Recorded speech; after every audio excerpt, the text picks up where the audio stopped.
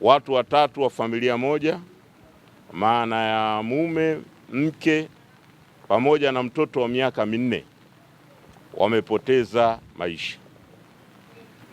Sisi kama serikali ya wilaya tumepokea jambo hili kwa mshtuko, tumepokea jambo hili kwa masikitiko makubwa, lakini jambo hili limetokea linatukumbusha pia, niendelee kutoa rai kwa wanamsoma wote kuendelea kuwa makini katika hali zote, lakini kubwa vyombo vya dola hususan jeshi la zimamoto na vyombo vingine kwa umoja na kwa ushirikiano wanaendelea kufanyia kazi, hasa kubaini chanzo hasa ni nini, na baada ya hapo manake tutaendelea kutoa wito, lakini baada ya kupata chanzo manake itatupa pia dira na mwelekeo wa nini hasa tunachoweza kukifanya kwa pamoja. Nikupe pole kwa serikali yako kwa janga ambalo limetokea kwa mtumishi wetu wa sekta ya maji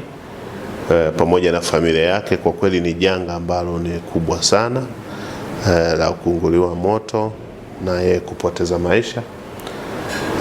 Hakika hii ni loss kubwa kwa mkoa wako, lakini kwa sekta ya maji. Kwa niaba ya Mheshimiwa Waziri wa Maji, Mheshimiwa Juma Aweso, na wapeni pole wote.